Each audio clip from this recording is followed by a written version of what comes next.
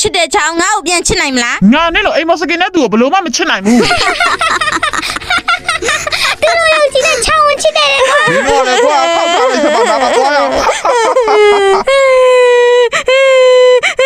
ဟေးမင်းကလေးဘာလို့ငိုနေရတော့မငိုနေတော့တိတ် အဲ့ဒီမှာကူညီဆောင်မပဲမယ်ကဲတဲ့ရှင်လန်းစီတော်လေးဝင်လာပါပြီရှင်မနေ့ကရှောင်းလေရတာပြောစရာကြီးနော် ဂျေလာလေးကပြောလို့လားဂျေလာလေးပြောရင်ကိုအမြဲတမ်းလိုက်ပို့ပေးမယ်နော် ဟေးတကယ်နော် ဂျေလာရေးလာပါအောင်ဒီမှာကိုပြင်သွားဂျေလာတော့အဝတ်စားရေးဝယ်လာတဲ့ ဟိုးအများကြီးပဲအကိုကသိတဲ့ဘောကောင်းတာပဲနော်တကယ်ချင်းငါပြောပြအပိုင်းလေးကိုတော့ညကြရင်တင်ပေးမယ်အခုတော့ run အကြောင်းလေးပြောပြမယ်နားထောင်ပေးအောင်ဒီဘက်ကနေလက်ချရောက်ဖို့လေဆေးပေါင်းများစွာကြော်ဖြတ်နေရတယ်စီစဉ်သစ်မှာဆိုလို့ရှိရင်ဒီ run ပွဲ20ဆော့ရတယ်ဗရက်မွန်ရဲ့စကင်ပွဲပေါင်း200ကိုဆော့မယ်ဆိုလို့ရှိရင်တော့ဒီစီစဉ်ရဲ့ဘောင်ပေါ့နော်ဒီမှာဆိုလို့ရှိရင်လည်း run အတိုင်းပြထားတဲ့ item လေးတွေရှိတယ်လက်ချနေမိုက်တစ်တွေရောက်ပြီဆိုလို့ရှိရင်ပြထားတဲ့ item တွေရှိရယ်ဟောဒီမှာဆိုလို့ရှိရင်လည်းကျဲ15လုံးရောက်ပြီဆိုတာနဲ့မိုက်တစ် coin နေအနေတော့မသိဘူးငါကတော့ကျဲ25လုံးလောက်ဒီပဲရောက်ဘူးတယ်ကျန်တဲ့ဟာတွေလည်းမရ